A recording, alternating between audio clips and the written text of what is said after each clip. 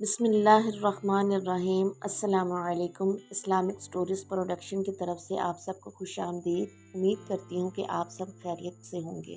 زمانہ قدیم میں بادشاہوں، تاجروں، وزیروں اور امیر لوگوں کے لیے حمام ہوا کرتے تھے، اور یہ حمام عورتوں اور مردوں کے لیے الگ ہوا کرتے تھے۔ جیسا کہ دور حاضر میں مساج سینٹر ہے، اس دور میں حمام ہوا کرتے تھے۔ پرانے وقتوں میں ایک لڑکا جس کا نام نسوح تھا، وہ لڑکی بن کر ایک حمام میں عورتوں، لڑکیوں اور شہزادیوں کو نہلایا کرتا تھا اور ان کی مساج کیا کرتا تھا۔ اس کا تعلق اسرائیل سے تھا۔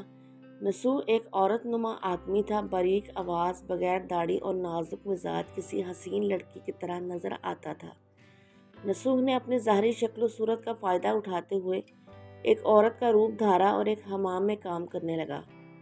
وہ حمام عورتوں کا تھا اور اسرائیل کے بادشاہ کی ملکہ اور اس کی بیٹی سے لے کر تاجروں اور امیر لوگوں کی بیویوں اور بیٹیوں سمیت عورتیں اس حمام میں اپنا مساج کروانے آیا کرتی تھیں۔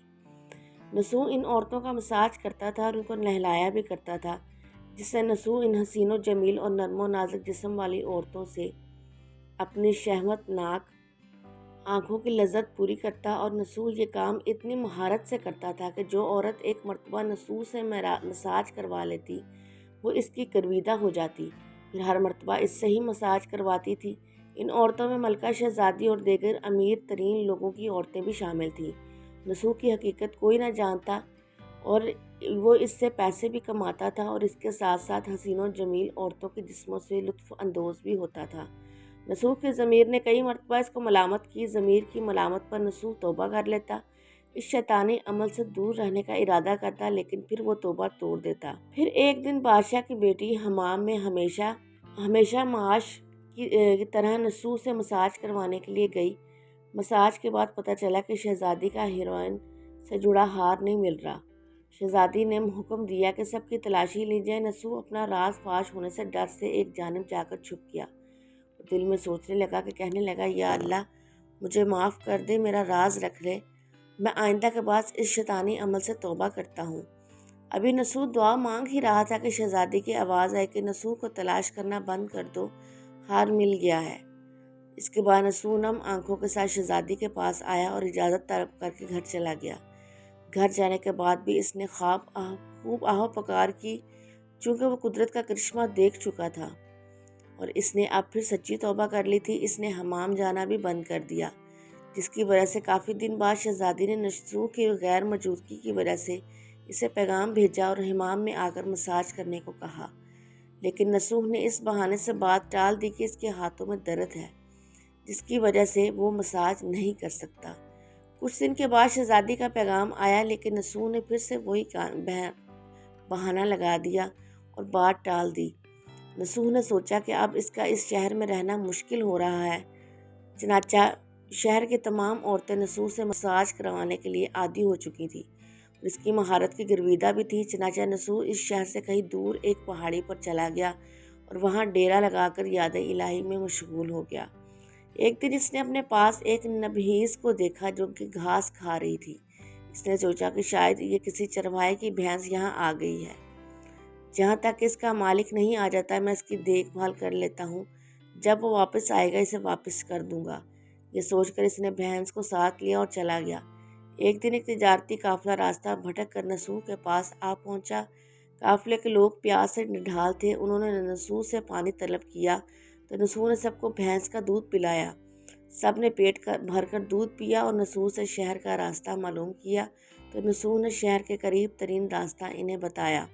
نسوح کے اس اخلاق پر قافلے والوں نے اسے بہت سارا مال دیا، جس سے اس نے وہاں ایک کنواں کھدوایا۔ آہستہ آہستہ وہاں کے لوگوں نے آنے لگے اور گھر بسانے لگے۔ وہاں کے لوگوں کے دلوں میں نسوح کا ایک بڑا مقام بن گیا۔ نسوح کی نیک نامی کے چرچے ہونے لگے اور یہ چرچے بادشاہ تک بھی پہنچ گئے، تو بادشاہ کے دل میں نسوح سے ملنے کا اشتیاق پیدا ہوا۔ اس نے نسوح کو پیغام بھیجا کہ بادشاہ سلامت تم سے ملنا چاہتے ہیں، لیکن نسوح نے یہ کہہ کر انکار کر دیا کہ مجھے بہت سے کام ہوتے ہیں، میں بادشاہ سے نہیں مل سکتا۔ نسوح کا انکار پر بادشاہ کو تعجب ہوا، لیکن اس بے نیازی پر اس کے دل میں نسوح کو دیکھنے کا مزید اشتیاق پیدا ہو گیا۔ اس نے کہا کہ اگر نسوح نہیں آ سکتا تو ہم خود نسوح سے ملنے چلیں گے۔ چنانچہ بادشاہ اپنے کارندوں کے ساتھ نسوح سے ملنے روانہ ہوا۔ قدرت کا کرنا ایسا ہوا، جب بادشاہ نے نسوح کے علاقے میں قدم رکھا تو قدرت کی طرف سے ملک الموت کو حکم ہوا کہ بادشاہ کی روح قبض کر لی جائے، اور بادشاہ وہاں پر انتقال کر گیا۔ چونکہ بادشاہ عقیدت مندانہ نسوح سے ملنے آ رہا تھا اور رعایا بھی نسوح کی نیک نامی کی گرویدہ تھی، تو نسوح کو بادشاہ کی جگہ تخت نشین کر دیا گیا۔ نسوح نے بادشاہ بننے کے بعد اپنے علاقے میں عدل و انصاف کے قوانین بنائے، ان پر عمل کرنے کی احکامات جاری کیے۔ پھر وہی شہزادی جس کا نسوح حمام میں مساج کروانے کے لیے اور اس سے اس کی شادی کر دی گئی، اور وہ وہی ملکہ کے عہدے پر فائز ہو گئی۔ ایک دن نسوح اپنے محل میں بیٹھا لوگوں کو نیکی کا درس دے رہا تھا کہ ایک شخص بولا کہ جناب، کچھ سال پہلے میری بھینس گم ہو گئی تھی، میں نے اسے تلاش کرنے کی بہت کوشش کی لیکن وہ مجھے نہ مل سکی، میری مدد کریں۔ نسوح نے شخص کو جواب دیا کہ تم بالکل بھی فکر مت کرو، تمہاری بھینس میرے پاس ہی ہے، آج میں جو بھی ہوں تمہاری اس بھینس کی وجہ سے ہوں۔ اس پر نسوح نے اپنے کرندوں کو حکم دیا کہ میری دولت میں سے آدھا حصہ اس بھینس کے مالک کو دے دیا جائے، اس سے اس کی بھینس بھی لوٹا دی جائے۔ اس پر وہ شخص بحکم الہی کہنے لگا کہ اے بادشاہ، جان لو کہ نہ تو میں انسان ہوں نہ ہی میں بھینس جانور ہوں۔ وہ بھینس جانور ہے، ہم دونوں فرشتے ہیں اور اللہ کی طرف سے تمہارا امتحان لے رہے تھے۔ یہ سارا مال تمہیں مبارک ہو، یہ سچی توبہ کرنے پر تمہیں انعام کے طور پر عطا کر دیا گیا ہے۔ میں امید کرتی ہوں کہ ویڈیو آپ کو سب کو پسند آئی ہوگی۔ ویڈیو پسند آ جائے تو لائک اور شیئر ضرور کر دیجیے گا، اور آنے والی ویڈیوز کے لیے ہمارے چینل کو سبسکرائب کر دیں اور ساتھ موجود بیل آئیکن کے بٹن کو ضرور دبا دیں تاکہ ہماری ہر آنے والی ویڈیو سب سے پہلے آپ تک پہنچے۔ اللہ تعالیٰ آپ کا حامی و ناصر ہو۔